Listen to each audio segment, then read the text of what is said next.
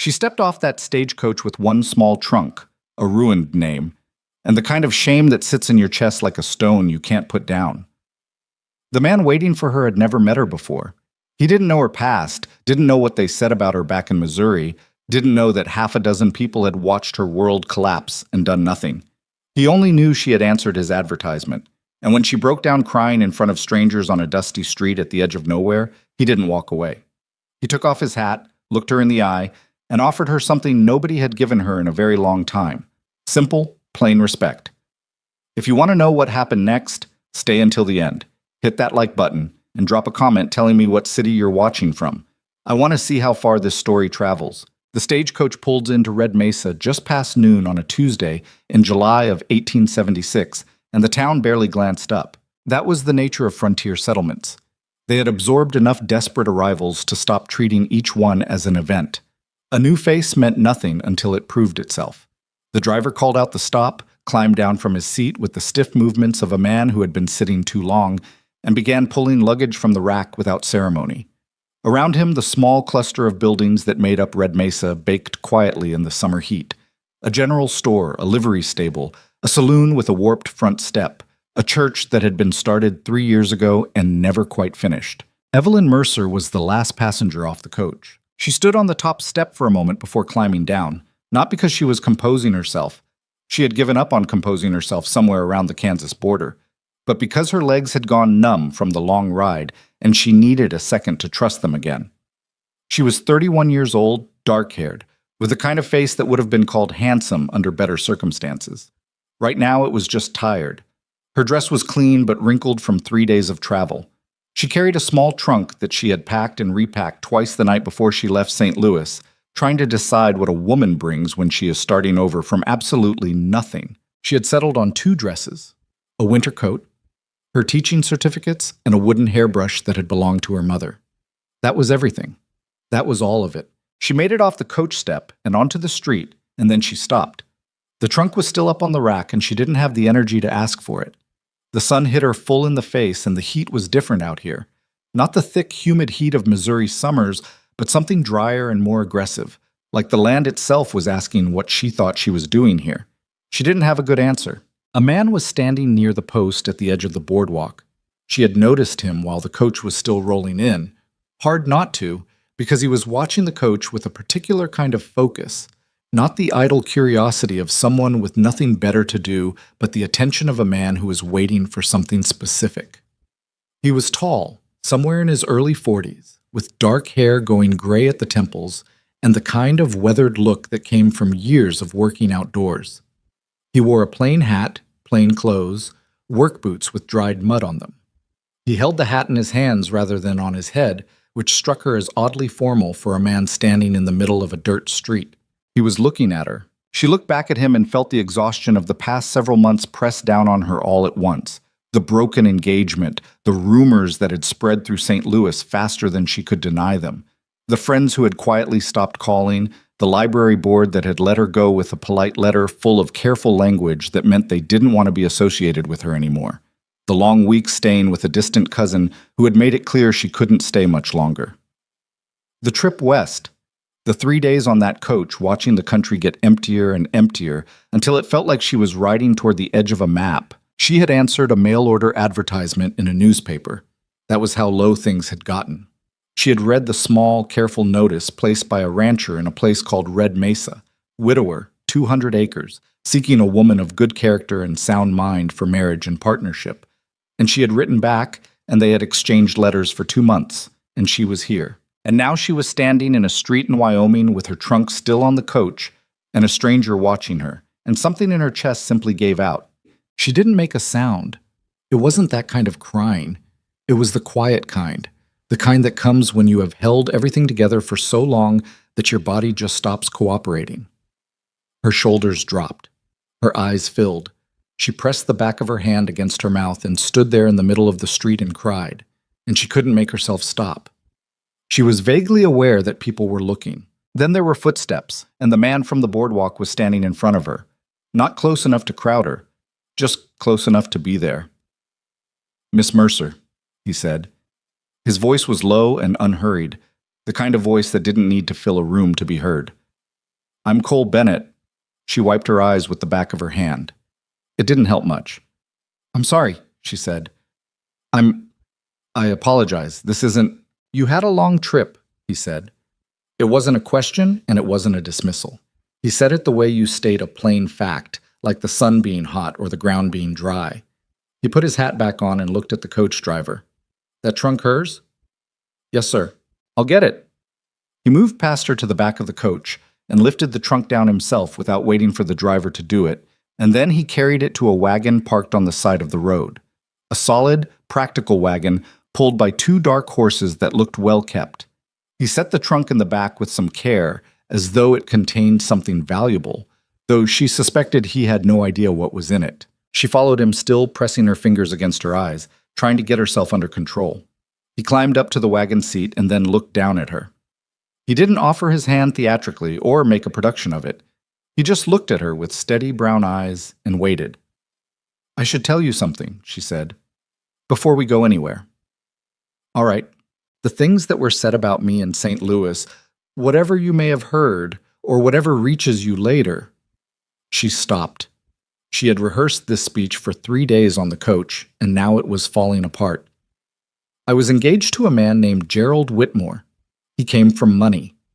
He wanted a wife who would do exactly as he said and not have opinions about it. I had opinions. I ended the engagement. He was not... She took a breath. He was not gracious about it. He told people things about me that weren't true. He had enough standing in the city that people believed him. I lost my position at the library. I lost most of what I had, really. Cole Bennett looked at her for a moment. A horse somewhere in the livery stable made a sound. 2 men on the boardwalk outside the general store were watching the exchange without any particular attempt to hide it. I know, Cole said. She blinked. You... what? You told me most of that in your 3rd letter. You said you wanted me to know before I agreed to anything. He shifted on the wagon seat. I wrote back and said I still wanted to meet you. You wrote back and said you were coming. Here you are. She stared at him. He gestured at the seat beside him. Long drive back to the ranch. You want to get moving before it gets hotter? She stood there a moment longer, not because she was hesitating, but because she was trying to absorb the fact that this man, this stranger she had exchanged maybe a dozen letters with, had just made the past 3 months feel slightly less catastrophic than they had felt 10 minutes ago. He hadn't flinched, hadn't made a speech about forgiving her or giving her a chance. He had simply reminded her that they had already had this conversation and he had already made his decision. She climbed up onto the wagon seat. He clicked at the horses and they started moving. The ride out to the Bennett Ranch took the better part of 2 hours, and they spent most of it in silence. Not uncomfortable silence, just the quiet of 2 people who didn't know each other well enough yet to fill every gap with words. The land opened up around them as they left Red Mesa behind, the road narrowing to a pair of tire tracks cutting through dry grass that stretched out in every direction. The sky was enormous out here, bigger than anything she had grown up with back east, and by the time the town was out of sight behind them, she was starting to understand why people described the West as both beautiful and brutal. It was both those things at once, without apology. Cole drove with a loose grip on the reins, occasionally scanning the horizon out of habit. After a while he started talking, not in the way of a man who felt obligated to entertain her, but in the practical way of someone transferring necessary information. House has 2 bedrooms, he said.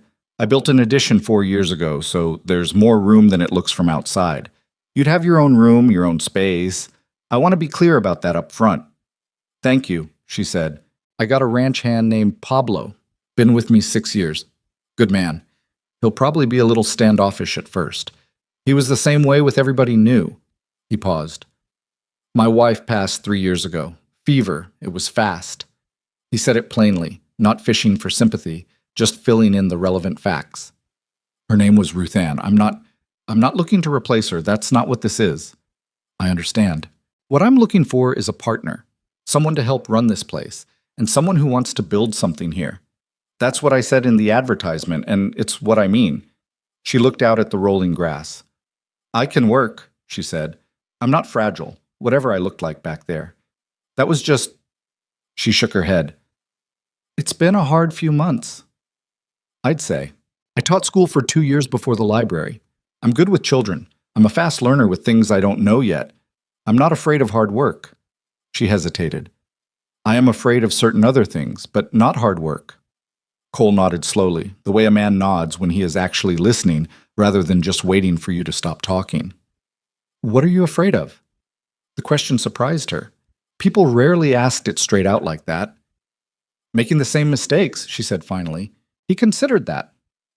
Fair enough, he said, and left it there. They rode on. The ranch came into view gradually. First the windmill, then the barn, then the house itself, a solid wood frame structure that had clearly been added onto over time in a patchwork of practical improvements. It wasn't pretty. The paint on the east wall was fading.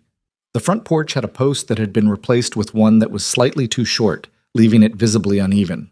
But it was solid, and it was real, and it sat in the middle of those endless plains like something that had decided to stay put and meant it. A man came out of the barn as they pulled up, short and broad-shouldered, maybe 50, with dark skin weathered by decades of outdoor work and a careful, assessing expression.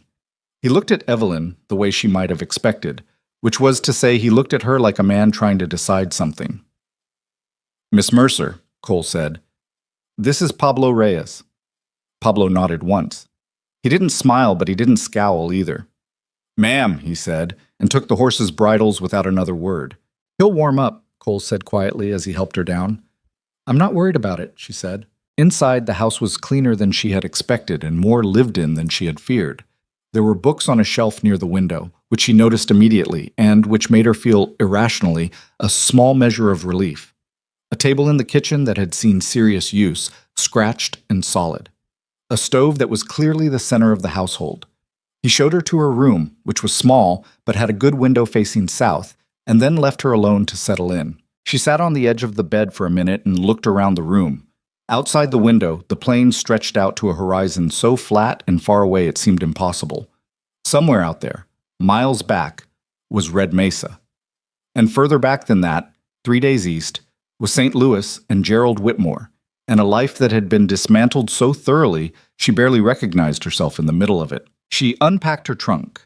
The 2 dresses, the winter coat, the teaching certificates she wasn't sure anyone out here would ever want, the wooden hairbrush. She set the hairbrush on the dresser and looked at it for a moment. Then she went to the kitchen to see what needed doing. The first week was a series of small adjustments and a few larger ones. She was up before Cole most mornings, which surprised him. She could tell from the way he came downstairs to find the stove already lit and coffee already made and had to reorganize whatever he had planned to say. She cooked well enough, though frontier cooking required different things than what she was used to, and she asked questions directly rather than pretending she knew how to do things she didn't. Cole answered them without condescension, which she appreciated. The ranch ran on a schedule that didn't stop for anything except severe weather, and she inserted herself into it as quickly as she could.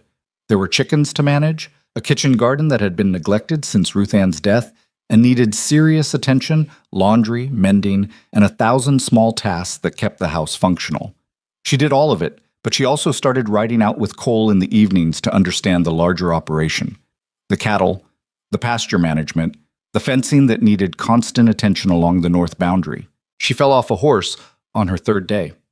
Not dramatically, just a stumble, a moment of overcorrection, and then she was sitting in the dirt with her dignity in pieces and her left arm stinging from hitting the fence rail on her way down.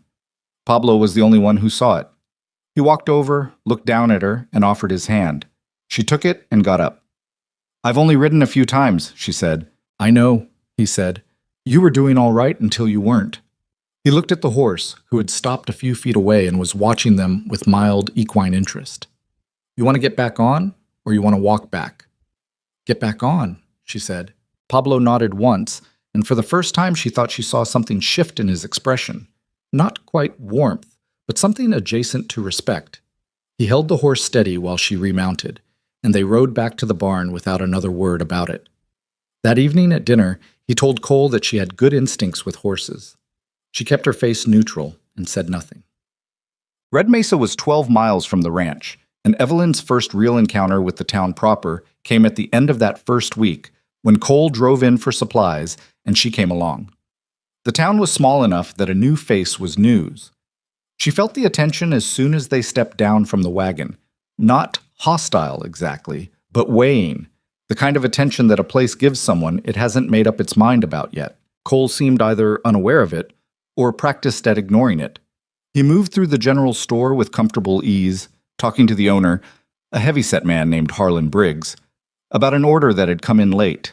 Evelyn stayed close and watched and tried to read the room.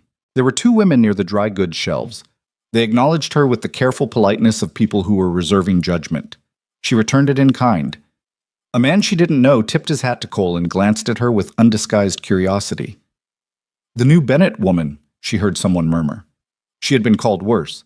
She kept moving. The real moment came outside, when they were loading the wagon. A man crossed the street toward them with the deliberate ease of someone who had decided to make an approach and was taking his time about it. He was well dressed for a frontier town. Good boots, a hat that cost more than most people around here spent on a month of food. He had the kind of broad, handsome face that probably worked in his favor in most situations, and he seemed to know it. "Cole," he said, nodding at Bennett. Then his eyes moved to Evelyn. "And this must be the new arrangement." Cole's jaw tightened almost imperceptibly. "Evelyn Mercer," he said. "Miss Mercer, Wade Crowley. He runs the Double C north of here." "Miss Mercer." Crowley touched the brim of his hat. He was smiling, but it was the smile of a man performing civility rather than feeling it. "Quite a journey from St. Louis, I imagine." "It was," she said evenly. "I hope Red Mesa meets your expectations." There was something in the way he said it, a faint emphasis on expectations, that told her exactly what kind of man Wade Crowley was. She had met his type before. Gerald Whitmore had been his type, just with a city polish instead of a frontier one. "I don't have fixed expectations," she said. "I find it's better to form opinions from experience." Crowley's smile stayed in place, but something behind it went a little flat. "Wise," he said. He looked back at Cole. "We should talk about the water rights on the north fence when you have a moment." "Come by the ranch," Cole said. His voice hadn't changed, but Evelyn noticed he had moved, subtly, slightly forward, positioning himself differently than he'd been standing before. "I'll be there." Crowley nodded, touched his hat at Evelyn again, in a way that somehow managed to be dismissive without being obviously rude, and walked back across the street. Cole watched him go for a moment, then turned to the wagon. "He's trouble," Evelyn said. It wasn't a question. "He has been," Cole said. He picked up a sack of flour without elaborating. She filed the name away. Wade Crowley. She had been in Red Mesa less than 2 hours, and she already had a sense of the shape of what was coming. I'm not. The second week brought the first real storm. It came in fast the way summer storms did out here. A darkness building on the western horizon that went from notable to threatening in under an hour. Cole saw it coming and started moving with a focused urgency that told Evelyn it was serious. He and Pablo got the cattle into the lower pasture and secured the barn while she battened down the house. Shutters, doors, anything loose that could become a projectile in high wind. The storm hit in the early evening and was worse than she had prepared for. The wind didn't build gradually. It arrived at full force, driving rain sideways against the windows, and the noise of it made the house feel small and temporary. She had grown up with Missouri thunderstorms, which could be dramatic, but this was something different. This felt more personal, as though the weather out here wasn't random but directed. Cole and Pablo came in soaked, and she had hot coffee waiting and dry towels and a stew she had kept going on the stove. And afterward, the three of them sat at the kitchen table and listened to the wind work against the house, and didn't talk much but didn't need to. Somewhere around midnight, after Pablo had gone to his quarters in the barn, Cole and Evelyn were still at the table. The storm was still going outside, but it had settled into a steadier rhythm. The lamp between them threw orange light against the walls. "Does it always come that fast?" she asked. "Usually faster," Cole said. He wrapped both hands around his coffee cup. "You handled it well today." "I just did what needed doing." "That's what handling it well looks like."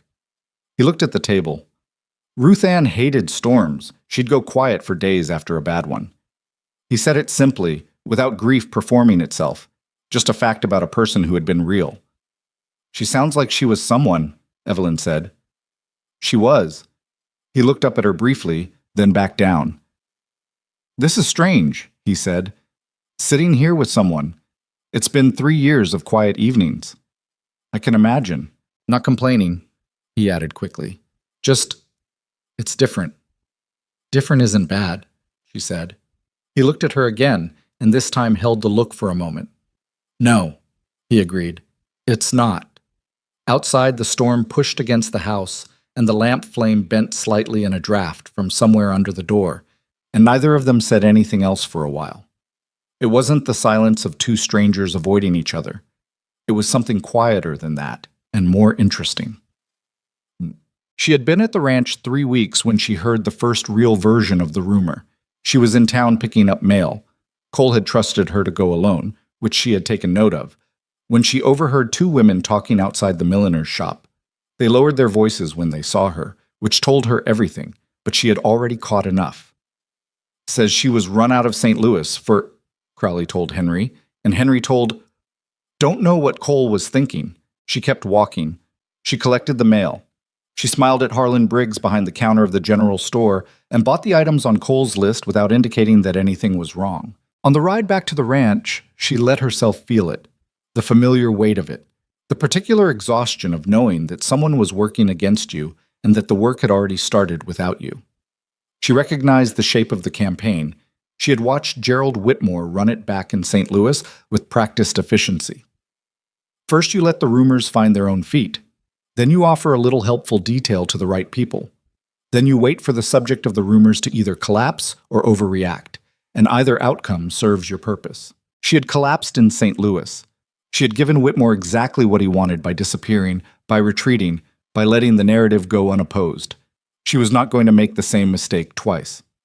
She told Cole that evening, straight and without dramatizing it. Crowley is running something, she said. I don't know how much of it has to do with the water rights, and how much of it is just him wanting to cause trouble, but he's talking to people. Cole sat with that for a moment. He didn't look surprised. What did you hear? Enough to know it started, not enough to know how bad it is yet. He nodded. He's been trying to push me out for 2 years, he said. The water rights are real. There's a dispute over a creek on the north boundary, but this isn't just about water. He wants the land, and he wants me gone, and making trouble for you is probably the easiest handle he's found. Why is it easier to go after me than you? Cole looked at her directly. Because you're new. Because you came from somewhere else. Because there are things about your past that he can use to paint a picture. He paused. And because he figures a woman alone won't fight back. She looked out the window at the darkening plains. He's wrong about that last part, she said. Cole almost smiled. It was the first time she had seen anything close to it on his face. Yeah, he said quietly. I'm starting to think so. She started the reading lessons the following week. It began simply. She noticed that 2 of the children she had spoken to at the general store couldn't read the label on a seed packet. She asked their mother if she could work with them twice a week. The mother said yes with a cautious gratitude that suggested she had expected to be told no. By the 3rd session, there were 4 children. By the 5th, there were 7, and one of their older siblings had started hanging around at the edge of the lessons, trying to look like he wasn't interested. She held the sessions in the back room of the general store, which Harlan Briggs offered when he understood what she was doing. It was crowded and the light wasn't great, and some of the children squirmed like they were sitting on hot coals. But they were learning. She could see it happening. The moment when a word clicked into recognition, the expression on a child's face when something that had been opaque suddenly became readable. She had always loved that moment. It was the best thing about teaching. It was also, she realized, slowly changing the way people in Red Mesa looked at her. Not dramatically. This wasn't a story where one act of generosity erased everything. But she would catch it sometimes. A mother watching her with the children and then nodding to herself, or Harlan pausing to listen from the doorway before going back to his counter. Small things. Real things. Wade Crowley's rumors hadn't stopped. She knew that. She could feel them working in the background, in the way certain people looked at her, and in the careful distance some of the older families still kept. But she wasn't running. She was here. She was working. She was teaching their children to read. And she was starting to understand that in a place like Red Mesa, where people had to build things with their hands every single day, what you did with your time meant more than what someone said about you in a rumor. She was going to make them see her, not the version of her that Whitmore or Crowley described, the real version, the one who got back on the horse after she fell, the one who had coffee ready during the storm, the one who showed up every week in that back room and worked with their children until the word stopped being a mystery. She was going to make them see all of it, whether they wanted to or not. That was not arrogance. That was not overconfidence. That was a woman who had already lost everything once and had decided quietly and completely that she was done running. The summer pressed on around her. The work didn't stop. The land didn't care about rumors. The children kept coming to their lessons. And somewhere in the middle of all of it, without quite noticing the exact moment it happened, Evelyn Mercer stopped feeling like a woman in exile and started feeling like a woman who was exactly where she was supposed to be, even with everything that was still coming. Even with Crowley's campaign still building in the background and the whole town still watching to see what she was made of. She had made up her mind, and her mind did not unmake easily. That, perhaps, was the one thing Gerald Whitmore had never understood about her. It was the thing Wade Crowley was about to find out. The thing about rumors in a small town is that they don't arrive all at once. They come in pieces. A hesitation here, a conversation that stops when you walk into a room, a smile that doesn't quite reach the eyes of someone who was perfectly warm to you the week before. Evelyn had learned to read these signs back in St. Louis, where the social machinery was more sophisticated, but the damage was the same. Out here, the machinery was cruder, but it moved faster, because there were fewer people and less noise to slow it down. By the end of her 4th week in Red Mesa, she could feel Crowley's work settling into the town like sediment. It showed up in small ways first. Martha Briggs, Harlan's wife, who had been reserved but not unfriendly during Evelyn's first visits to the store, started finding reasons to be in the back room when Evelyn came in. A woman named Frances Aldred, whose 2 boys came to the reading lessons, began sending them with a neighbor instead of bringing them herself. At the Sunday gathering outside the unfinished church, not a service, just the weekly habit the town had of collecting itself in one place, 2 of the ranching families positioned themselves at the far end of the yard and kept their distance with the deliberate casualness of people who had decided something. Evelyn noticed all of it. She didn't mention it to Cole right away, not because she was trying to protect him from it, but because she was still taking inventory, still trying to understand exactly how far the damage had spread before she said anything out loud. Cole noticed it too, though. He came in from the north pasture one evening in the 3rd week of August, looking like a man who had been turning something over in his mind for most of the day. He washed up at the basin outside, came in, sat at the table, and watched her set dinner out for a moment before he said anything. "Henry Aldred stopped me on the road today," he said. She set the pan down on the iron rest and looked at him. "What did he say?" "He was careful about it. Said he heard some things. Wanted to give me the chance to explain." Cole's jaw moved. "Like I owed him an explanation about who lives on my land." "What did you tell him?" "I told him what I know about you, which is that you work harder than most men I've hired, and you've taught his boys more in 5 sessions than they learned in a year of occasional schooling." He looked down at his hands. He wasn't satisfied, but he didn't push it further. Evelyn sat down across from him. "It's going to get worse before it gets better," she said. "I know that. Crowley isn't done. Whatever he's told people so far is probably just the setup. He'll add to it. He'll pick the right moments." She said it evenly, without heat, because she had thought through most of this already, and the emotion had burned off and left something cleaner behind. "In St. Louis, I waited. I thought it would die down on its own. I thought people would figure out the truth eventually if I just kept my head down." She paused. "That was a mistake. The longer I waited, the more ground I gave up." Cole was watching her with that focused attention she had come to recognize. Not staring, just present, actually listening. "I'm not going to do that again," she said. "What are you going to do instead?" She thought about it for a moment. "I'm going to be so plainly myself, so consistently and visibly myself that the rumor and the reality can't occupy the same space anymore. People will have to choose between what Crowley says and what they see with their own eyes." She looked at him. "That's a slower strategy. It doesn't feel satisfying, but it's the one that holds." Cole nodded once, then he picked up his fork. "That's about the most sensible thing I've heard anyone say in a long time," he said, and started eating. She almost laughed.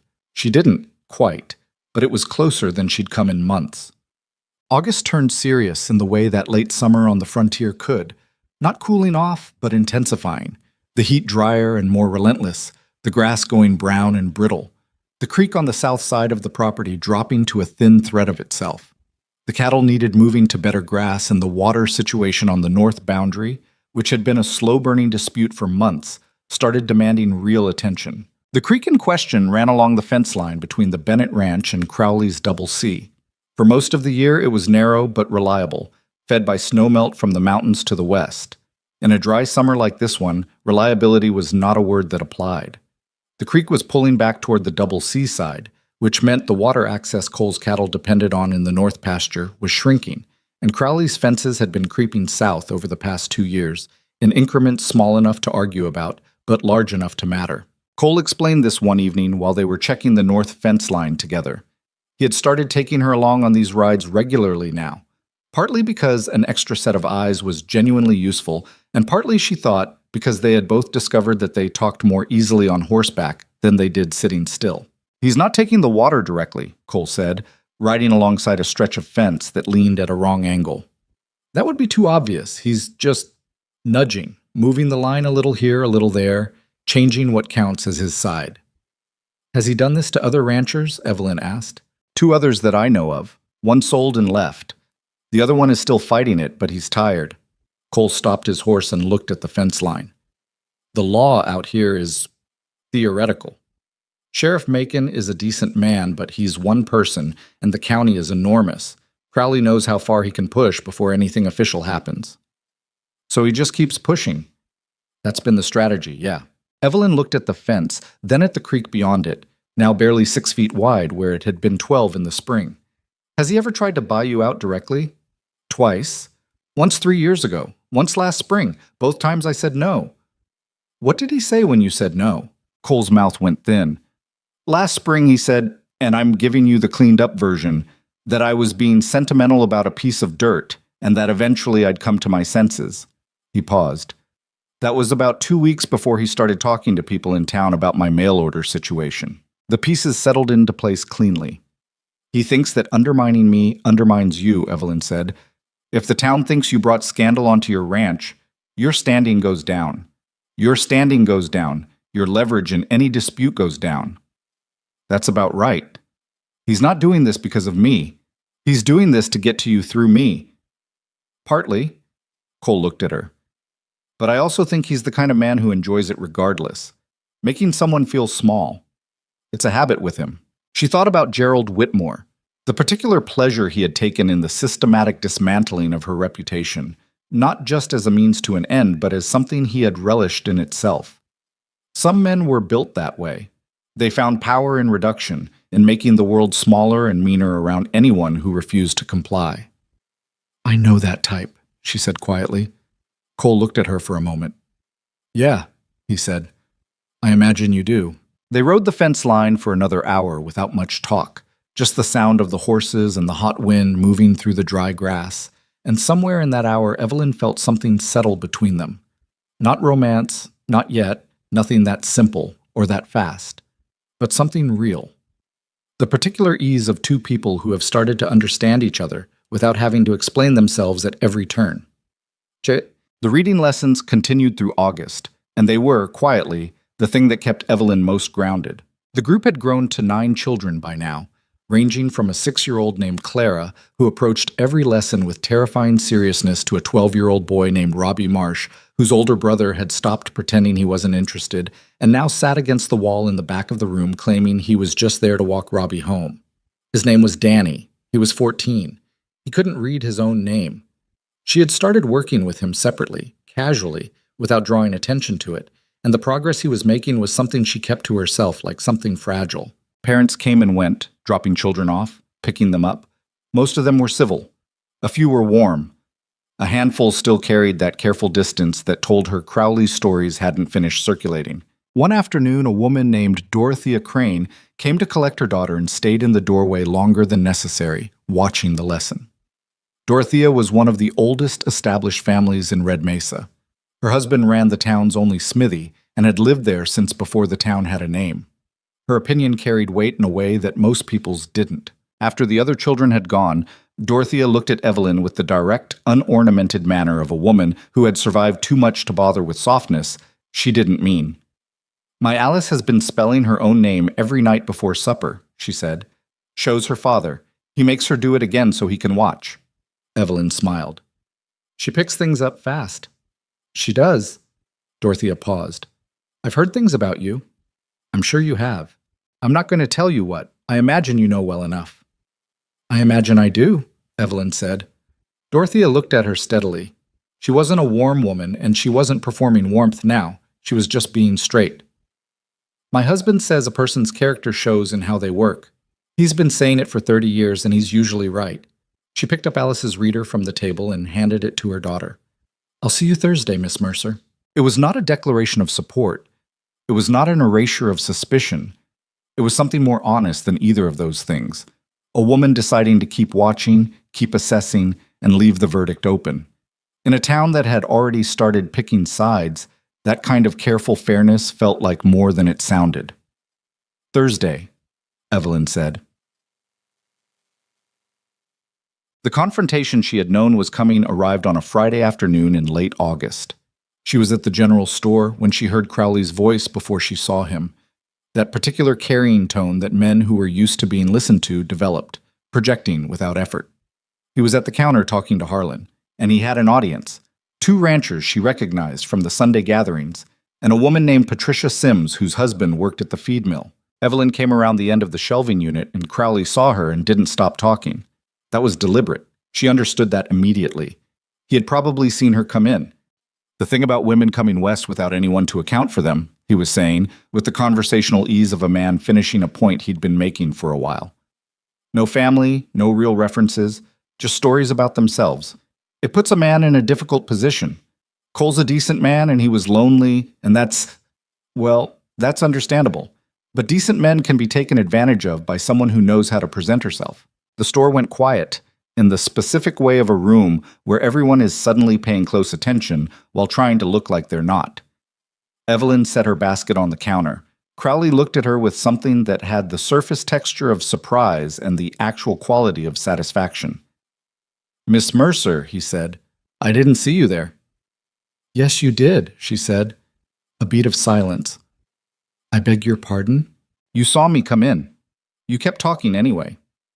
She said it without particular heat, the way you state something obvious. She looked at Harlan, whose expression had gone careful and watchful, and then at Patricia Sims, who was looking at her with an expression she couldn't quite read. Mr. Crowley has been saying things about me to people in this town for several weeks now. I'd rather address it directly than pretend I don't know it's happening. Crowley's easy manner developed a slight edge. I've only shared what I know. What you know, she said, is what Gerald Whitmore of St. Louis told anyone who would listen after I refused to marry him. I'd like to explain to anyone who's interested what actually happened, because Mr. Whitmore's version and the truth are not the same thing. She looked at the room. Not confrontationally, not performing strength she didn't feel, just directly, the way a woman looks at people she is trying to reach. I was a librarian.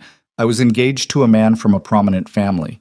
He wanted a wife who would be quiet and decorative and not have inconvenient opinions. I had inconvenient opinions. I ended the engagement. He was humiliated, and he had the money and the connections to make sure I paid for it, and he used both. She paused. That's the whole story. There's nothing else. Crowley smiled. It didn't reach anything above his mouth. A version of events, he said, from the person most interested in how they're received. That's fair, Evelyn said. You should weigh it accordingly, but you should also weigh the fact that Mr. Crowley is in a land dispute with Cole Bennett, and that making trouble for me makes trouble for Cole. She looked at Patricia Sims, then at the 2 ranchers. I'm not asking you to take my word for anything. I'm asking you to think about whose interests are served by the things you're hearing. The room was very quiet. Crowley's smile had gone completely now. He was looking at her with something that was no longer performing civility, something more direct and less pleasant. You've got nerve, he said. I'll give you that. I've had to develop it, she said. She looked at Harlan. I need flour, salt, and whatever came in on the supply order for the Bennett place. She kept her voice even. Whenever you're ready. Harlan moved to get her order with the slightly dazed efficiency of a man operating on habit because the room required something normal to happen. Crowley said nothing further. The 2 ranchers exchanged a glance that she couldn't interpret. Patricia Sims was still looking at her with that unreadable expression. Evelyn stayed at the counter and waited for her order, her hands flat on the wood surface, her breathing steady. Inside, her heart was going harder than she would have preferred, but that was between her and herself. She had not retreated. She had not collapsed. She had stood in that room and said the true thing out loud in front of witnesses, and whatever happened next, that could not be taken back. Cole was at the barn when she got home, repairing a section of gate that had been giving trouble. He looked up when she came in with the wagon, read something in her face, and set down his tools. She told him what had happened while she unhitched the horses. All of it, straight through. He listened without interrupting. When she finished, there was a pause. "You all right?" he asked. "Yes." "You sure?" She looked at him. "I'm not fragile, Cole." "I know you're not. I asked if you were all right, not if you were fragile. Those are different questions." She considered that for a moment. Her hands were still moving through the familiar motions of unloading the wagon without her having to think about it. "I'm better than I expected to be," she said finally. Saying it out loud in a room full of people was harder than I planned for, but I'm glad I did it. Cole nodded. He picked up one of the flour sacks and carried it toward the house, and she followed with another. "Crowley's going to be angry," he said. "He already was." "Angrier then?" "Probably." They set the supplies down in the kitchen. Cole stood at the table for a moment, and she could see him working through something, not second-guessing her, something else. "I should have been there," he said.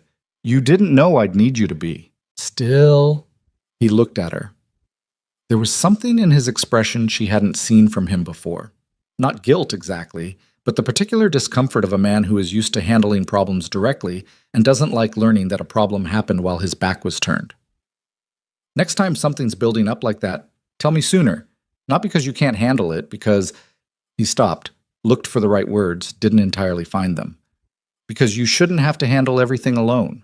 The kitchen was warm from the afternoon heat still sitting in the walls. Outside, Pablo was talking to the horses in the low, even way he had, the words carrying faintly through the window without being intelligible. "All right," she said quietly. It wasn't a dramatic moment.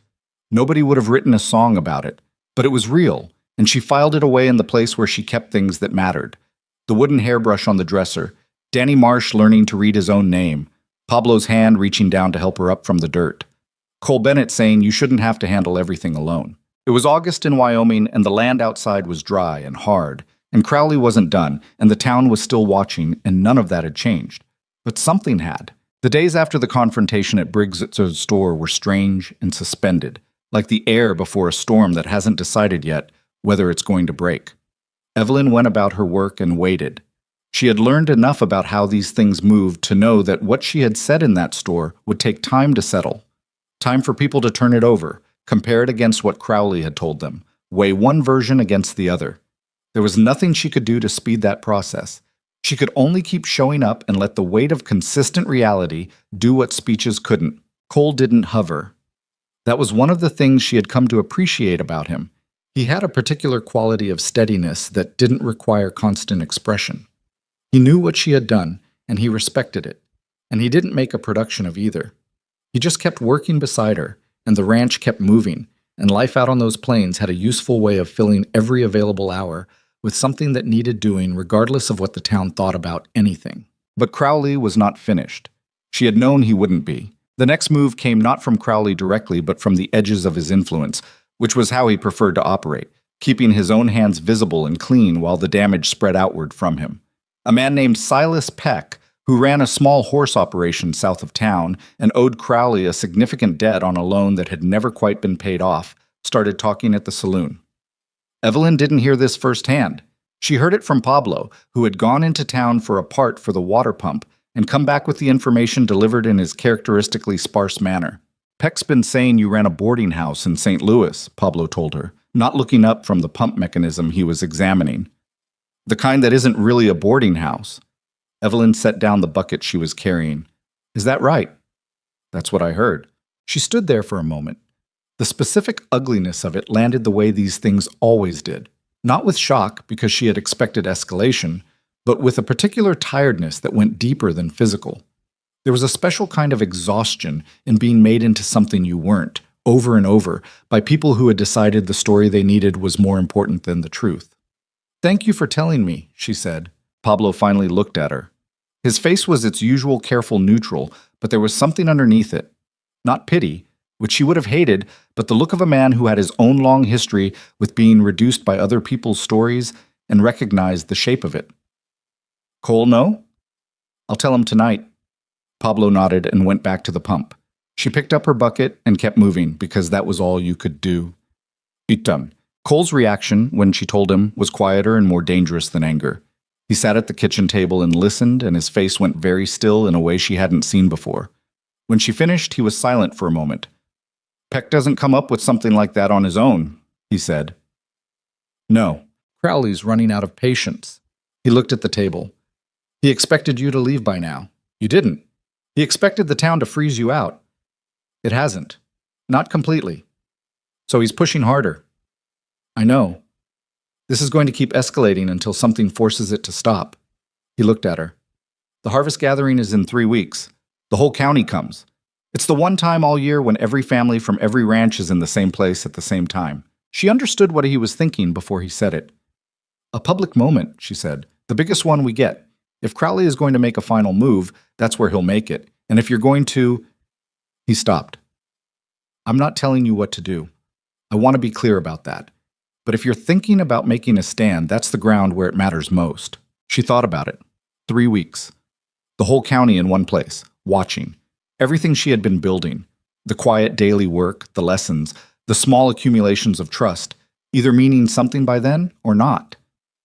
I'm not going to let him pick the moment, she said. If it comes to it at the gathering, I'm going to pick it myself. Cole looked at her for a long moment. All right, he said. You're not going to argue with me about it? Why would I argue with you about it? She didn't have a quick answer for that. She had spent so long around men who argued with her about everything, her tone, her approach, her right to have an approach at all, that the absence of it still occasionally caught her off guard. Some men would, she said. I'm not some men, Cole said. It wasn't arrogant. It was just plain. He stood up from the table. I'll be there, right beside you, whatever happens. She nodded. She didn't say thank you because it didn't feel like the right word for what he'd just offered. She just nodded, and he went out to finish the evening chores, and she stood in the kitchen for a minute in the quiet and let the steadiness of him settle into her like something she hadn't known she needed. The 3 weeks between that conversation and the harvest gathering were some of the most concentrated of Evelyn's life. She taught her lessons. She worked the ranch. She rode the fence lines with Cole and helped manage the water dispute on the north boundary, where Crowley's encroachment had been temporarily checked by a letter Cole had sent to the county surveyor requesting an official measurement, a procedural move that wouldn't resolve anything permanently, but bought time and put something on the record. She helped Pablo with a difficult berth in the cattle, standing in a cold pre-dawn barn for 2 hours holding a lantern while he worked with quiet, focused expertise, and coming out the other side with a calf that survived, and a deeper understanding of why Pablo was worth 6 ordinary ranch hands. She also, during those 3 weeks, had a conversation with Dorothea Crane that she would think about for a long time afterward. It happened on a Thursday after the reading lesson. Alice had gone home ahead of her mother, and Dorothea had stayed behind, which was unusual. She sat down across from Evelyn at the small table without preamble and folded her hands. I've been asking around, Dorothea said. About you. About St. Louis. About this Whitmore person. Evelyn kept her expression neutral. And? My husband has a cousin in Kansas City who has business contacts in St. Louis. He asked some questions. Dorothea paused. Gerald Whitmore is a well-known name. His family has money and standing. He's also been engaged twice since you, and both of those women left him as well. She looked at Evelyn steadily. One of them told my husband's cousin that Whitmore had a habit of managing people, controlling what they were allowed to say and to whom. She left because he read her private correspondence. Evelyn said nothing. I'm not telling you this to make you feel better about the past, Dorothea said. I'm telling you because I think you should know that there are people in this town who are capable of thinking for themselves and who have been doing so. She stood up. My husband thinks Crowley is the same kind of man as Whitmore. Different setting, same instrument. Your husband is perceptive, Evelyn said. He has his moments. Dorothea picked up her coat from the back of the chair. The harvest gathering, my husband and I will be there. We see what we see. She looked at Evelyn one more time with that direct, assessing gaze. Don't let them make you small. You're not a small woman. She left. Evelyn sat at the table for a moment after the door closed and pressed her hands flat against the wood and breathed. It was not a declaration of war. It was not a rescue. It was one woman telling another woman, I looked and I saw you clearly, and you are not what they say. In the context of everything that had been happening, it was enormous. Haute. The harvest gathering was held on the first Saturday of September, at the wide flat ground east of town that served as a fairground whenever the county needed one. By 9 in the morning, the wagons were already lined up along the eastern fence, families spreading blankets and setting up tables, the smell of wood smoke and cooked food mixing with the dry grass smell of late summer. It was the kind of occasion that the frontier produced periodically to remind itself that it was more than just isolated people grinding through isolated work. A collective exhale, a day for the whole scattered community to exist in the same space. Evelyn had been awake since before dawn. Not from nerves, or not entirely. She had slept the night before with the particular flat-out unconsciousness of someone whose body had overridden their mind and demanded rest regardless of circumstances. But she was up early and dressed carefully, not because she wanted to perform anything, but because she understood that today was a day when appearances were part of the substance. She wore her better dress. She put her hair up properly. She looked at herself in the small mirror above the dresser for a moment, not with satisfaction, just with assessment. The way you check your equipment before a difficult job. The wooden hairbrush caught her eye. She picked it up and used it and set it back down, and went downstairs. Cole was already at the table. Pablo had decided not to come. He never came to the gathering, which was his right, and he had offered to stay and keep an eye on the property, which was useful. Cole looked up when she came down, and something moved across his face that wasn't quite a word yet. "You look ready," he said. "I am," she said. They drove to town mostly in silence, which was their way. Not a troubled silence, but a working one. Two people using the time to think rather than filling it with talk that didn't need to happen. The sun was sharp, and the sky was the particular high blue of early September in Wyoming, the kind of sky that seemed further away than it had any right to be. When they arrived, Evelyn felt the shift in the gathering's atmosphere almost immediately. Not hostility, nothing that simple. More like the charged quality of a crowd that is watching something it knows is approaching. The way people at a card game go quieter when the hand gets serious.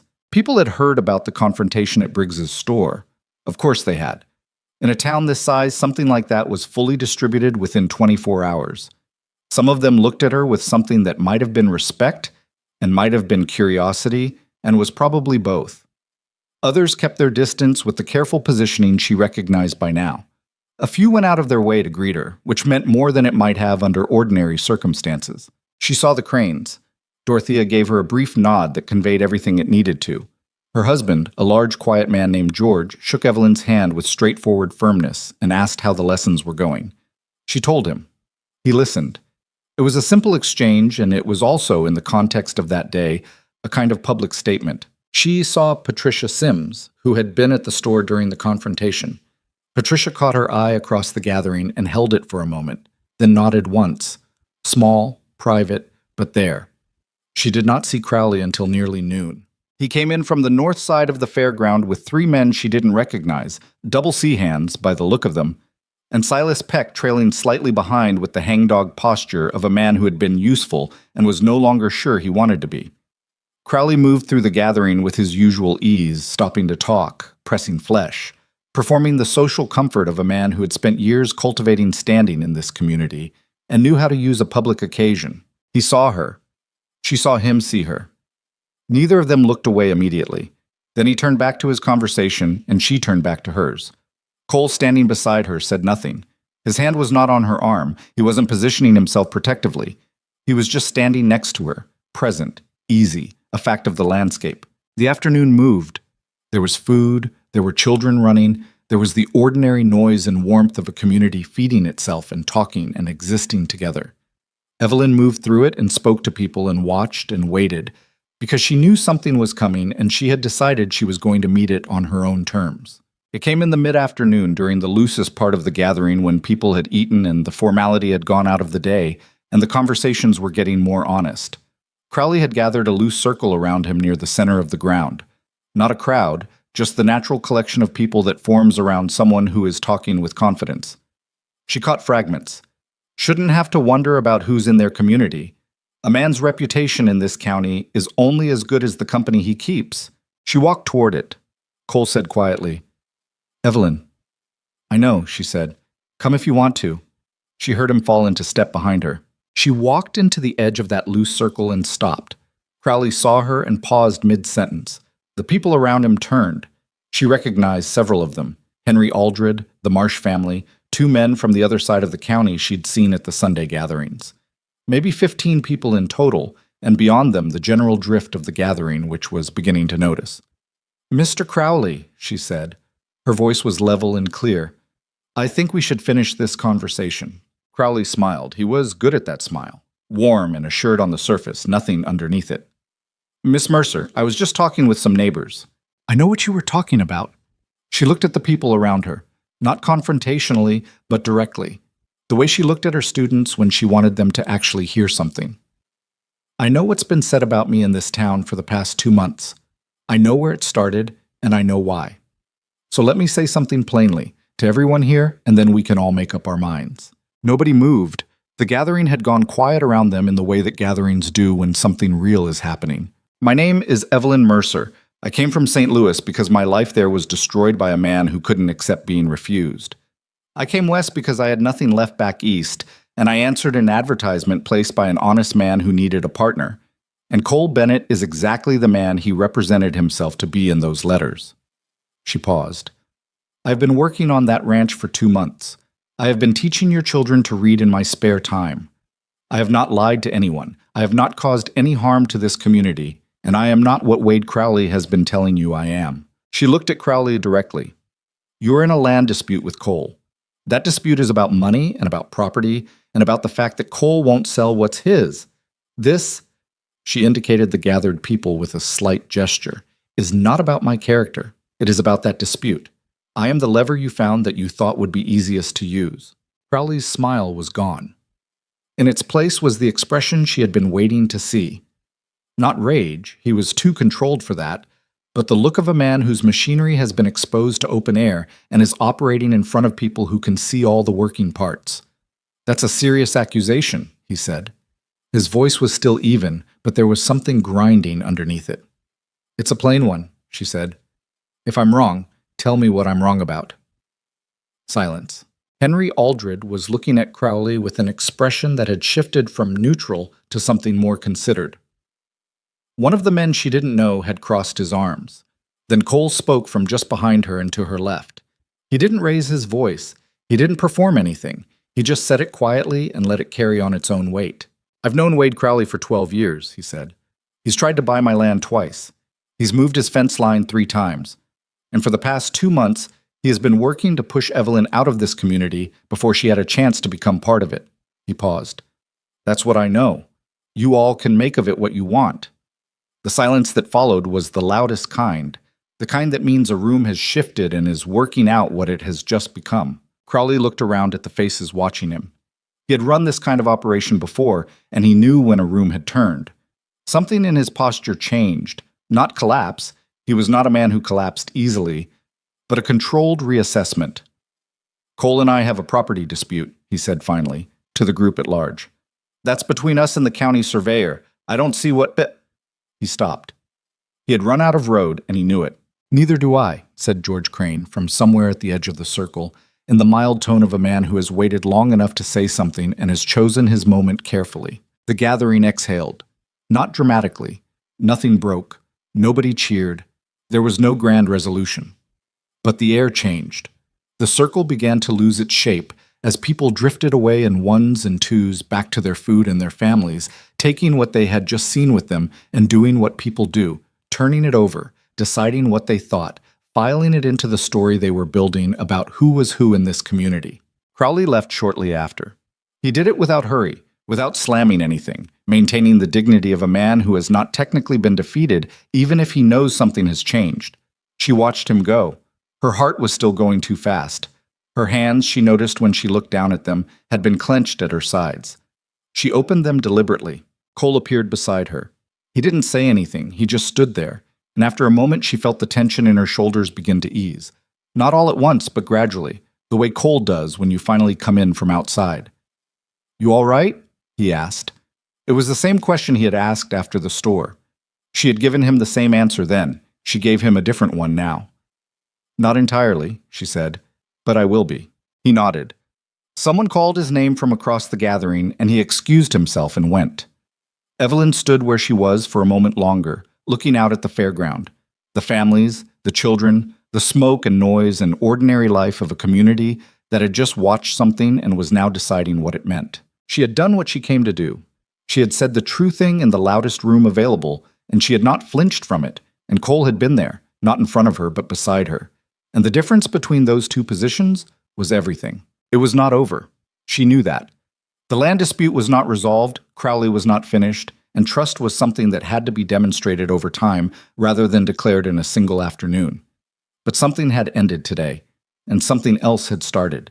And standing in the September light on the Wyoming plains with the noise of her community around her, Evelyn Mercer felt, for the first time in a long time, that the ground under her feet was solid. Not because anyone had given it to her, because she had stood on it and refused to move. The weeks after the harvest gathering moved differently than the weeks before it. Not easier, exactly. The work didn't lighten and the land didn't get any more forgiving as September pushed toward October and the first cold came down from the mountains in the mornings. But the quality of the difficulty changed. Before the gathering, Evelyn had been fighting on two fronts at once, the physical demands of the ranch and the social erosion that Crowley had been engineering beneath the surface.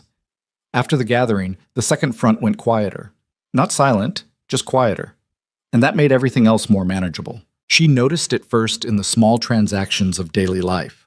Harlan Briggs started talking to her at the counter the way he talked to everyone else. The ordinary, unremarkable conversation of a shopkeeper who has decided a customer is simply a customer. His wife Martha reappeared in the front of the store. Frances Aldred brought her boys to the reading lesson herself again and stayed long enough to watch for a few minutes before she left, which she hadn't done in weeks. These were not grand gestures. They were the quiet reversal of quiet withdrawals, and Evelyn recognized them for what they were. The town adjusting its position without announcing that it was doing so. There was no moment of formal vindication. No one came to her and said, "We were wrong, we should have known better." That was not how these things worked, and she hadn't expected it. What happened instead was more gradual and more real. People simply began treating her as someone who belonged there, and the absence of the old watchfulness was its own statement. Cole noticed it too, though he said less about it than she did. "Henry Aldred asked me yesterday how the lessons were going," he told her one evening over dinner. Said his boys talked about nothing else at the supper table. "That's because Robbie Marsh told them I let him read a chapter out loud last week," Evelyn said. "Now they all want to turn." Cole almost smiled. "You're good at this." "I've always been good at this. It's the other things I've had to figure out." He looked at her across the table. "What other things?" She thought about it honestly. Letting things take the time they take. "I've spent most of my life trying to resolve things faster than they wanted to be resolved." She pushed her food around her plate. "St. Louis. I kept thinking if I just explained myself clearly enough, often enough, the right people would hear it and the situation would change. But the situation wasn't about the truth. It was about power. No amount of explaining was going to fix that." "What changed out here?" "I stopped explaining and started doing," she said. "There's a difference." Cole considered that with the particular attention he gave to things that struck him as worth keeping. Then he nodded once, slowly, the way he did when something settled into a place he intended to hold it. The county surveyor's response to Cole's formal request arrived in the second week of October. A letter informing him that a measurement of the disputed boundary would be conducted before the ground froze, with a representative from the county present. It was procedural language in a government envelope, not dramatic by any standard, but Cole read it twice at the kitchen table and set it down with the careful deliberateness of a man handling something important. "He can't argue with an official measurement," Cole said. "He'll find a way to delay it," Evelyn said. She was not being pessimistic. She was being accurate, and Cole knew it. "He can delay it. He can't stop it forever." He folded the letter and put it in the box on the shelf where he kept important documents. This is the beginning of the end of that particular fight. How long has it been going on? The fence moving? 2 years of documented incidents. The general pressure? Longer. He stood up from the table.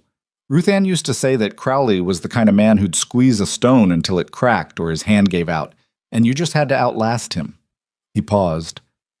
She was usually right about people. Evelyn was quiet for a moment. The mention of Ruth Ann still arrived with a slight shift in the room's atmosphere. Not painful, not awkward, just real. Cole didn't avoid it, and she didn't flinch from it, and the ease with which they had both learned to let her name exist in conversation was, she thought, part of what made the house feel like a place where honest things could be said. She sounds like she had good judgment, Evelyn said. She did. Different from yours. She was quieter about it, but she saw things clearly. He looked at the shelf where the letter sat. She would have liked you. That's not a strange thing to say, is it? No, Evelyn said. I don't think it is.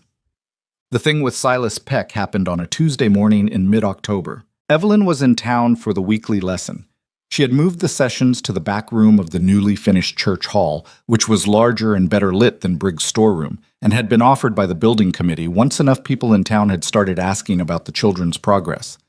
She was packing up after the children had gone when she heard the door and turned to find Silas Peck standing at the entrance, hat in his hands, looking like a man who had rehearsed something and was now finding that the actual doing of it was harder than the rehearsal.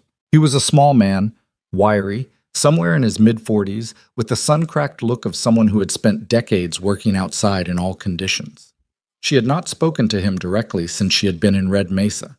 She had seen him at the gathering, trailing after Crowley with that hangdog posture, and she had not forgotten what Pablo had told her about the things he had been saying at the saloon. She did not move toward him or away from him. She waited. "Miss Mercer," he said. He was turning his hat around in his hands. "I was hoping I came to see if you had a minute." "I have a few minutes," she said.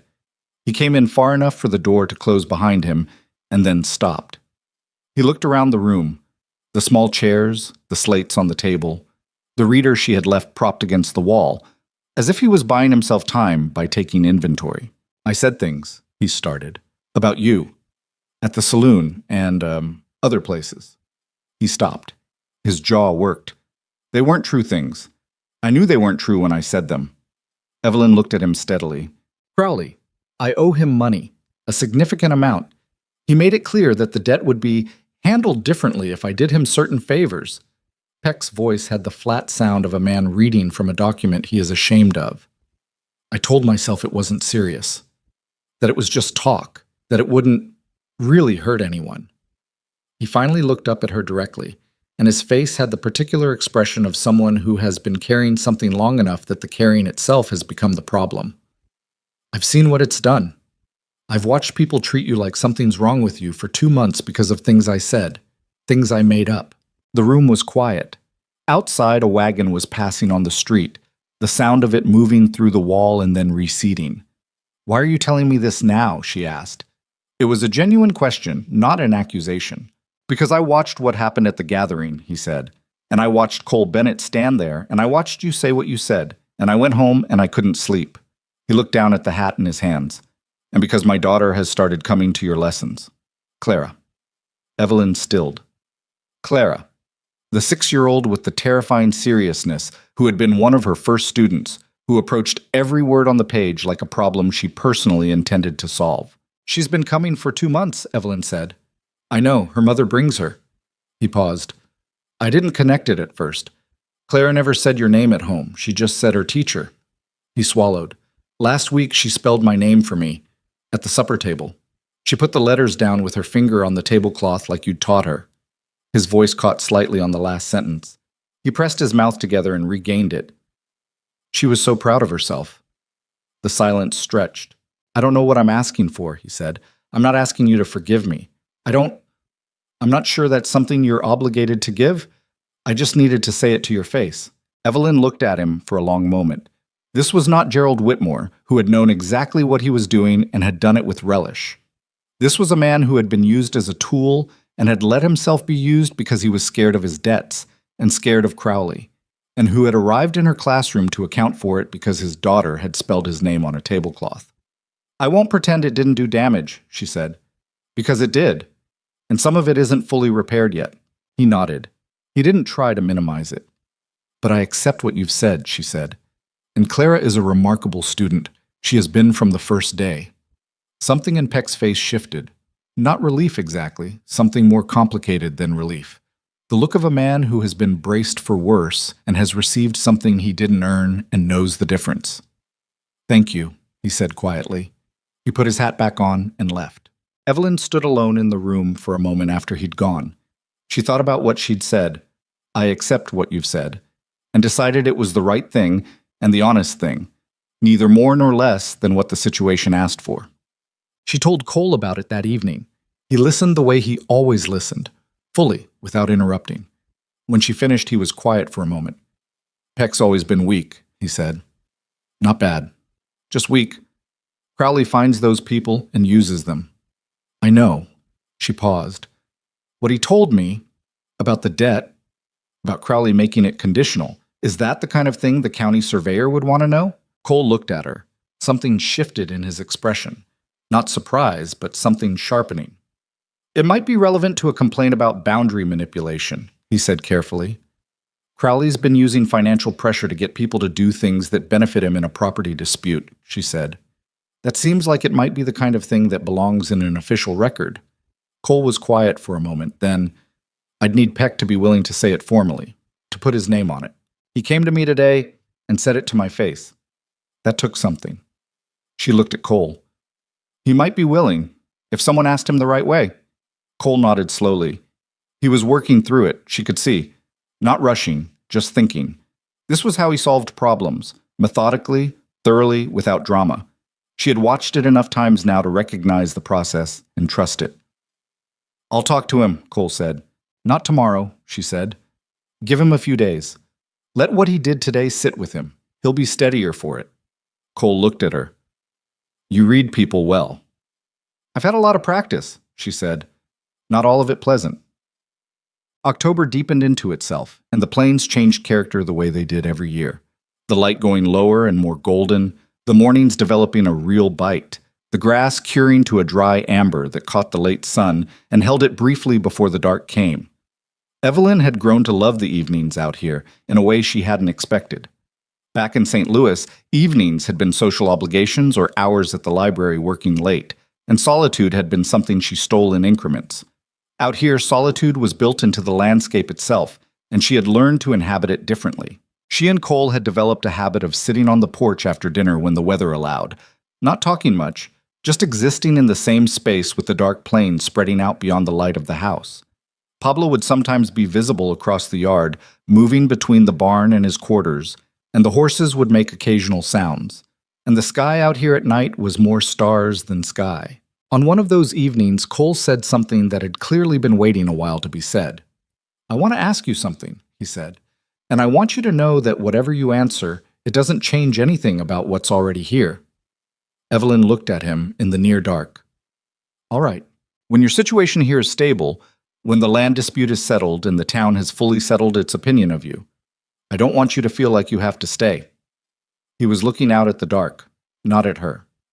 "You came out here because you had no other options. That's honest and it's nothing to be ashamed of.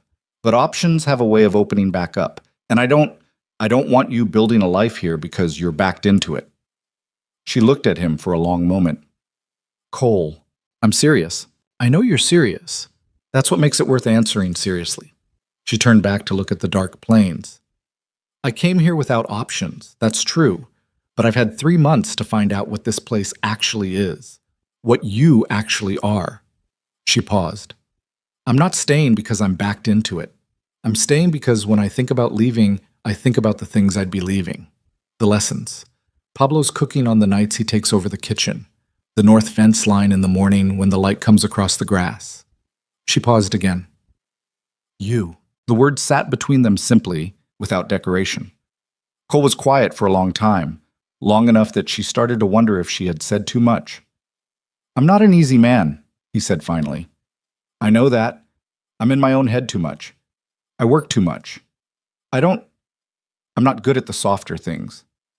"I'm not a soft woman," she said. He turned and looked at her then.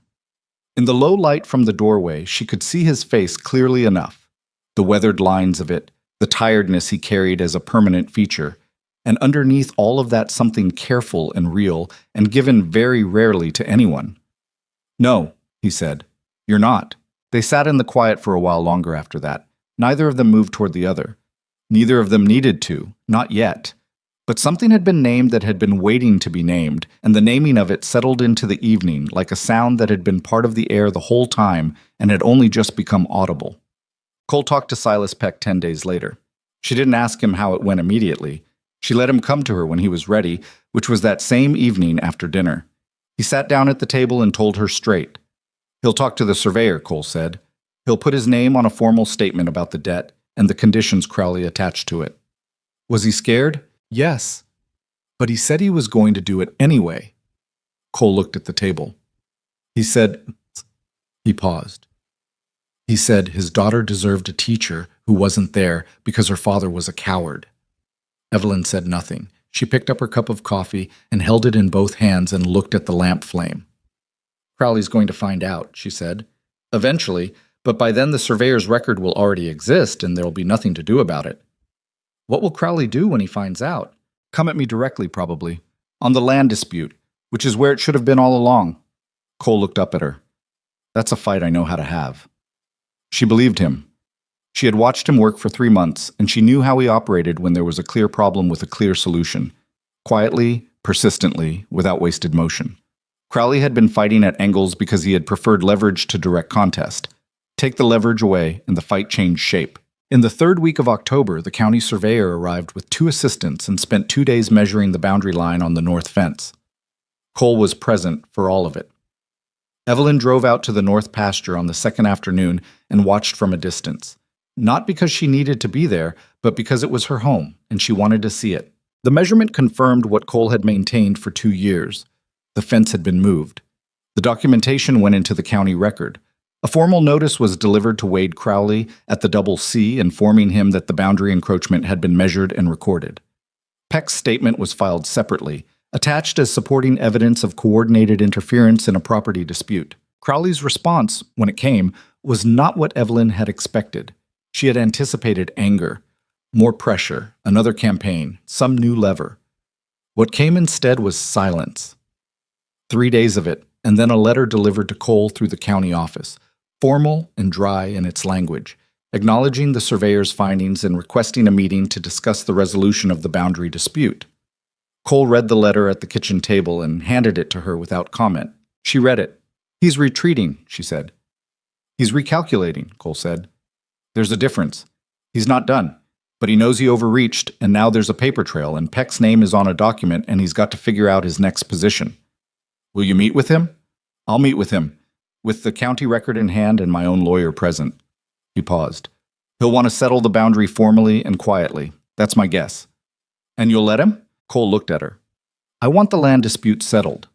That's what this was always about for me. I'm not interested in destroying the man. I'm interested in protecting what's mine. He paused. What's ours? The word landed quietly between them. Ours. Not a declaration, not a speech, just the plain word used plainly, the way he used most words, and the weight of it was exactly proportional to what had been built over the past months. The fence lines ridden together, the storms weathered, the mornings starting in the same kitchen, the evenings on the same porch, the accumulated ordinary reality of 2 people who had started as strangers and had become, without making a ceremony of it, something else entirely. She handed the letter back to him. Then let's settle it, she said. Outside, the wind came across the plains with the first real edge of winter in it. The grass had gone the color of old straw, and the sky had that high, clear, cold quality that meant the warm days were numbered. The ranch sat in the middle of all of it, unlovely and solid and real, with its mismatched porch post and its fading east wall paint and its kitchen that smelled of wood smoke and coffee and had for years before she arrived and would for years after. She was not a woman who had arrived here gracefully. She had come in tears, with a ruined name and a single small trunk and the last of her pride barely intact. She had fallen off a horse and burned a pan of cornbread and misjudged the timing of the first frost and had to spend an afternoon replanting the kitchen garden seedlings she'd brought in too late. She had also taught 14 children to read, helped hold a ranch together through a difficult summer, stood up in a crowded fairground and said the true thing out loud, and slowly, imperfectly, without anyone granting it to her, made herself a place in this community. It wasn't finished. Nothing was finished yet. But for the first time since she had packed that small trunk in St. Louis and made her way to the stagecoach, she was not running towards something in desperation. She was standing still on ground she had earned. And that was something entirely different. The meeting between Cole and Wade Crowley happened on a Thursday morning in early November, in the county office in Red Mesa, with a lawyer present on each side, and Sheriff Macon sitting in the corner saying nothing and existing mainly as a reminder that the proceedings were official. Evelyn did not attend. It was not her meeting to attend, and she had not asked to be there. She spent the morning at the church hall with her students and tried not to think about what was happening 12 minutes walk away. She mostly succeeded. Clara Peck was working through a passage about a river that ran through a valley, her small finger moving under each word with the focused intensity she brought to everything. Danny Marsh, who had long since stopped pretending he was just there to walk his brother home and now sat at the table with the others as a full participant, was writing out his first complete sentence on a slate, a thing he had told her 3 weeks ago he didn't think he'd ever be able to do. She had told him the only thing that separated him from doing it was time and practice, and he had looked at her with the frank skepticism of a 14-year-old who has been disappointed by easy reassurances before, and she had said, "I'm not telling you it'll be easy. I'm telling you it's possible." He'd believe that version. The sentence on his slate read, "My name is Daniel James Marsh, and I live in Red Mesa, Wyoming." She looked at it for a moment and felt something in her chest that had no clean name, not quite pride because it wasn't her accomplishment, and not quite joy because it was too grounded in reality for that word. Something closer to the feeling of watching a difficult thing become possible, the feeling that the world contains more of that than you sometimes think it does when things are going badly. "Read it out loud," she told him. He read it out loud. His voice was flat and self-conscious, and he got through every word without stopping. "Again," she said. He read it again. This time it sounded like something he owned. Cole came to find her at the church hall just before noon. He appeared in the doorway, saw the lesson was still in progress, and waited outside. She wrapped things up a few minutes early and sent the children home and went out to where he was standing on the front step looking at the street. She looked at his face and read it before he said anything. Not victory. Cole was not a man who wore victory. But something settled. The particular expression of a man who has been fighting a slow, grinding fight for a long time and has just watched it reach an end. "It's done," he said. "The boundary? Formally recorded." Crowley's acknowledged the encroachment in writing and agreed to the corrected line. His lawyer tried to negotiate 2 minor points, and we gave him one of them, which was enough for Crowley to tell himself he didn't lose completely. He looked at the street. The creek access on the north pasture is confirmed as ours. It'll be in the county record permanently. Evelyn let out a breath she had not been aware of holding. "And Peck's statement? Stays in the file. Crowley knows it's there. That's part of what made him settle instead of fight." Cole glanced at her. He's not a man who likes things on the record that he can't control. What happens to him now? Cole considered the question honestly, without satisfaction and without false sympathy. He still has his ranch. He still has his money. He's lost some standing in the county because enough people know what he tried to do, and he knows they know, and that'll sit with him. He paused. Men like him don't usually change. They recalculate. He'll find somewhere else to push, someone else with less ability to push back. That's just what he is. She had thought about this, about whether there was something incomplete in an ending that didn't fundamentally alter Wade Crowley, that left him intact and operational and merely inconvenienced. She had decided there wasn't, because the world didn't owe her a transformed antagonist. It owed her a fair outcome on the things that could be fairly settled. The creek line was settled. The record existed. Crowley had been checked, not by force or luck, but by documentation and persistence, and the willingness of people like Silas Peck to eventually tell the truth. That was enough. It had to be enough, and honestly, it was. "Good," she said. Cole looked at her. "You all right?" "I was going to ask you the same thing." He thought about it genuinely, which was his way. He didn't answer questions reflexively. He actually considered them. "I'm tired," he said. 2 years of that is a long time, but I'm all right." He looked back at the street. "I'm better than all right, if I'm being honest." She understood what he meant without needing him to elaborate.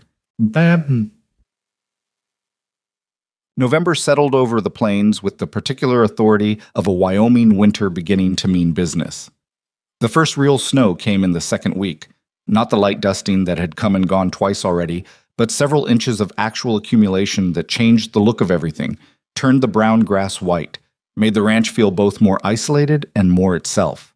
Evelyn had grown up with snow, but not this kind of snow, not this expanse of it in every direction with nothing to interrupt it for miles. She stood on the porch the morning after that first real storm, and looked at it and felt something she hadn't expected to feel. She felt glad.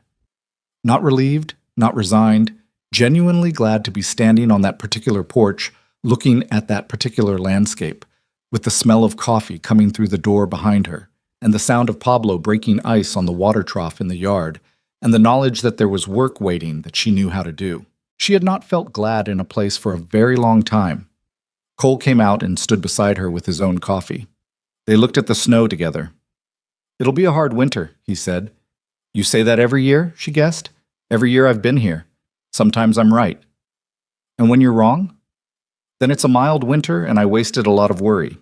He drank his coffee. "Either way, the cows need feeding." She laughed. It was a real laugh. Not performed, not the polite social version she had deployed for years in St. Louis drawing rooms, but the actual laugh of someone who finds something genuinely funny because they are genuinely present in the moment that produced it. It surprised her slightly, the realness of it. Cole looked at her sideways. Something in his face was open in a way it usually wasn't in the mornings before the day had worked on him. "That's the first time I've heard you laugh like that," he said. "Like what?" "Like you meant it." She looked at him. "I've been laughing for months." "You've been smiling, being polite. This was different." He wasn't pressing it, just noting it, stating a fact the way he stated facts. She thought about that. He was right, and she knew he was right, and the fact that he had noticed the difference told her something about how carefully he had been watching her, not with suspicion or analysis, just with the kind of attention that people give to things they care about. "I'm happy," she said. The word came out slightly blunt and unembellished, the way true things sometimes do when you stop dressing them up. "I'm actually happy. I don't know the last time that was straightforwardly true." Cole looked back at the snow. "Good," he said. It was the same word she'd used when he'd told her the land dispute was settled, and it carried the same weight. Not small, not simple, just exact. It was Pablo who made the formal observation first, which surprised her, and then, on reflection, didn't. She was in the barn in the third week of November, helping him with a routine check on the horses, and they were working in the companionable near silence they had developed over months of shared work, when he said without preamble and without looking up from what he was doing, "He's better with you here." She looked at him. He was examining a foreleg with the focused attention he gave everything practical. "What do you mean?" she asked, though she had a sense. "After Ruth Ann died, he worked." Pablo moved to the next horse. "That's all he did. Morning to dark, 7 days. I don't know what I thought. That's just how he was going to be." He was quiet for a moment. He talked less than he does now. "And he wasn't mean about it. That's not what I mean. He was just away somewhere, even when he was standing right in front of you." She was quiet, listening. "He's not away anymore," Pablo said. He finished his examination and straightened up and looked at her with the direct simplicity of a man who had said the thing he came to say. "That's all." He went back to work. She stood there for a moment holding a brush she had stopped using and thought about Cole Bennett at that kitchen table 3 years ago, after Ruth Ann's fever, starting a morning that had no particular reason to be started. Doing it anyway. Working the ranch through the grief of it alone, except for Pablo, who had his own way of staying and his own way of helping that didn't announce itself. She thought about the advertisement Cole had placed in a newspaper, carefully worded, honest, a little formal. The advertisement of a man who had decided that being alone was not the same thing as being in the right condition and that he had enough left in him to try again. She thought about herself reading it in a room in St. Louis after everything had fallen apart, thinking, "This is the most desperate thing I have ever considered doing." Both of them had been right about what they needed. Both of them had been scared of what finding it might cost. They had arrived at each other through the least romantic possible mechanism. A newspaper listing, a few letters, a stagecoach, and they had built something real, and the building of it had been awkward and slow and imperfect in every way that things built by imperfect people are imperfect. She would not have changed a single ungainly piece of it. December arrived and the ranch contracted into the smaller, closer life of a hard winter. The cattle were in the lower pasture, the water trough was broken and fixed and broken again. The north wind found every gap in the walls of the house, and Evelyn spent 2 days tracking them down and blocking them with rags soaked in linseed oil, a technique Pablo had shown her. And Cole had come home to find her on a ladder patching the top corner of the east wall, and had stood below the ladder with his hands in his pockets, saying nothing useful, and being there in case she fell. She didn't fall. The reading lessons moved to a twice-weekly schedule in December because the weather made daily travel impractical, but attendance didn't drop. Parents drove their children in through cold that had no particular interest in their convenience because the children wanted to come. Danny Marsh, who had started the winter unable to read a single word, was by December working his way through a primer that was intended for 8-year-olds and finding it not nearly difficult enough. She ordered more advanced material through Harlan Briggs, who by now processed her orders with the brisk efficiency of a man who had long since decided she was simply part of the fabric of town commerce. Dorothea Crane came to the lesson one December afternoon and stayed after, as she sometimes did. "The building committee has been talking," Dorothea said, with the directness that was her permanent mode of communication. "About what?" "About a proper school. A real one. With a dedicated building." Dorothea looked at her steadily. "They want to know if you'd be willing to run it." Evelyn looked at her. "I have a ranch." "You have a ranch? And a husband who's capable of managing it." Dorothea said husband with the matter-of-fact assurance of someone describing an established fact, which technically it still wasn't. There had been no ceremony, no formal arrangement beyond what they had agreed to in letters before she arrived, and which simultaneously made both of them perfectly aware of what the situation had actually become, regardless of paperwork. "The school wouldn't need you full-time, mornings, 5 days a week. It would serve the whole county." Evelyn thought about it. The teaching certificates that had sat at the bottom of her trunk since St. Louis. The 14 children who were learning to read in the back room of a church hall. Danny Marsh and his slate. Clara Peck and her terrifying seriousness. The primer that wasn't difficult enough anymore. "I'd need to talk to Cole," she said. "Of course," Dorothea said, "but I'd like an answer before spring." She talked to Cole that evening. He listened to the whole thing without interrupting, which was his standard operating mode, and then he sat with it for a moment in the way that meant he was actually thinking and not just pausing to be polite. "It's what you trained for," he said. "It's also a significant commitment. To the town. To the town, and it would take time away from the ranch." Cole looked at her. "The ranch has Pablo, and me. We managed before you got here." He paused. "I want to be clear. I'm not saying that to push you toward it. I'm saying it because I don't want you making this decision based on what you think I need." He held her gaze. "What do you want?" The question sat between them simply. He asked it the same way he had asked, months ago on that first long drive, what she was afraid of, straight and unhurried, as though the answer mattered and was worth waiting for. She thought about what she wanted. Not what was practical, not what was safe, not what would cause the least disruption. What she actually wanted. "I want the school," she said. "Then we'll figure out the ranch around it." It was that simple. Not easy. Nothing about building a life from scratch was easy, but simple. Two people making a decision together and then working backward from it to figure out the practical shape. That was a thing she had not understood was possible until she had lived it for 5 months in the company of a man who treated her judgment as a thing worth consulting. She had spent years in St. Louis around men who smiled and opened doors and made speeches about the importance of women of character, and who could not tolerate a woman who actually exercised the character they claimed to admire. Cole Bennett had never made a single speech about it.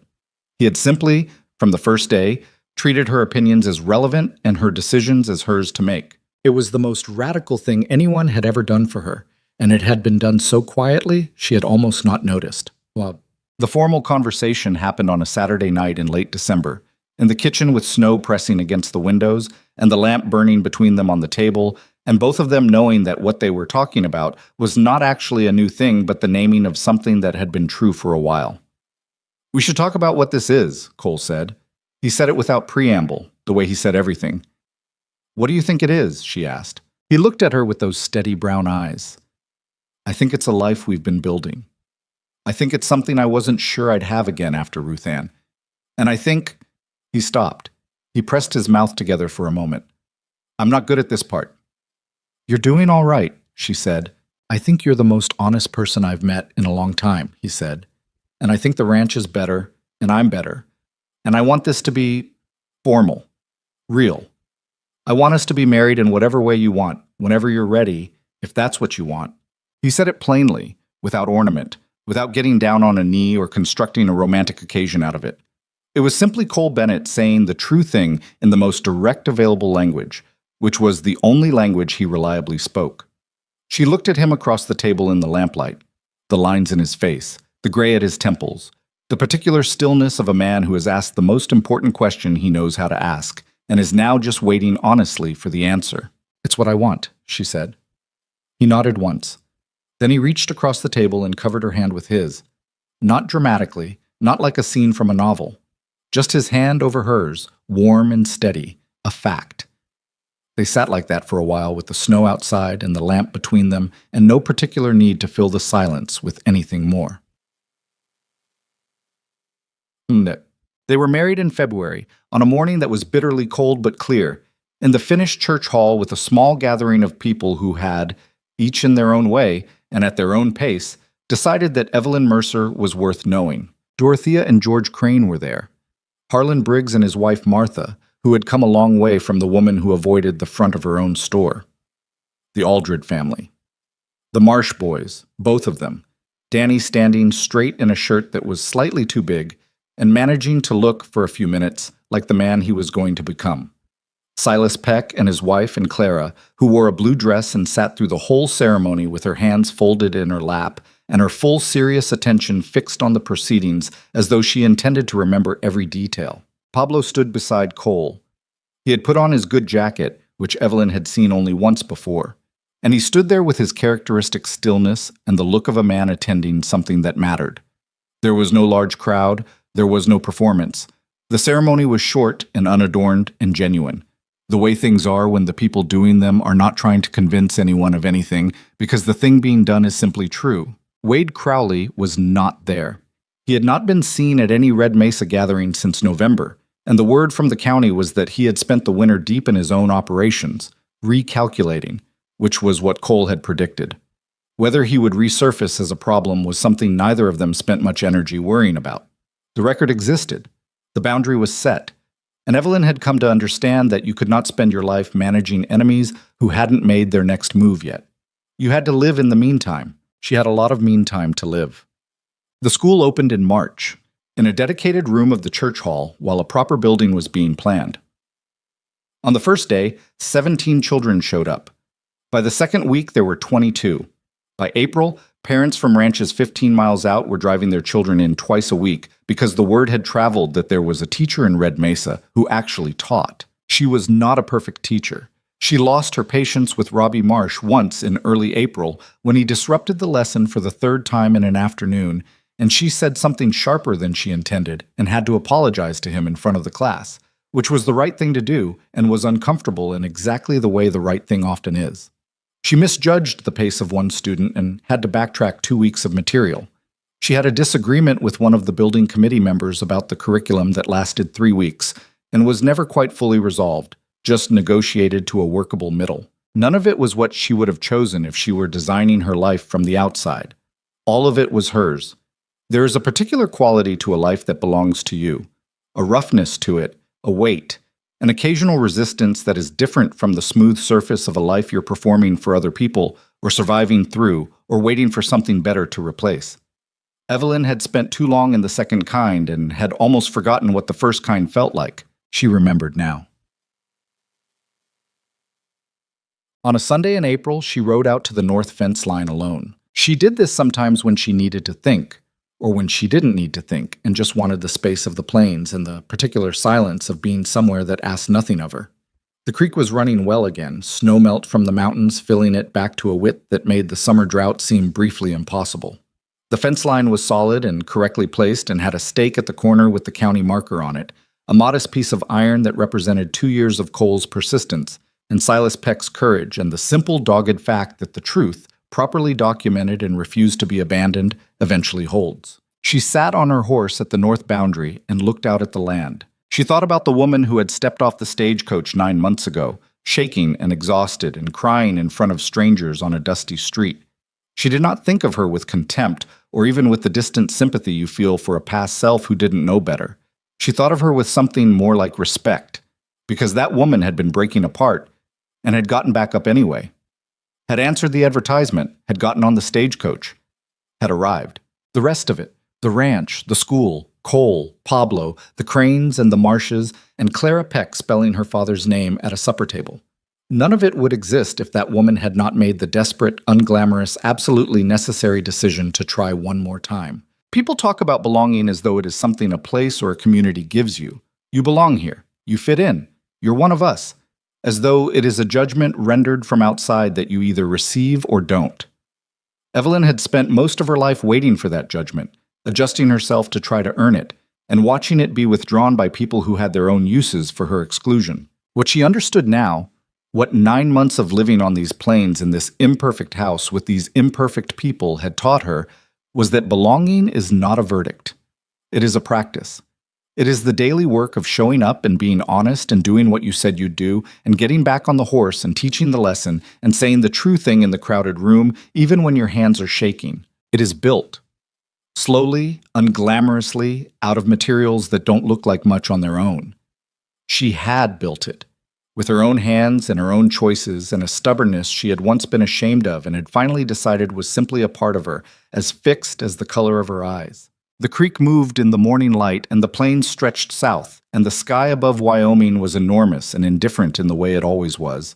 And Evelyn Bennett, she had taken the name in February without ceremony and without particular sentiment, just as a fact of what her life had become, sat on her horse at the north fence line and looked at all of it. She thought, this is mine. Not in the grasping sense, not in the sense of possession, in the sense of truth. This is mine, in the way that a life honestly lived is yours. Not because you deserve it more than someone else, not because you won it, but because you were present for it. You stayed, you did the work, you let it be hard, and you kept going anyway. That is the whole of it, really. That is the whole secret of it. She turned her horse and rode back toward home.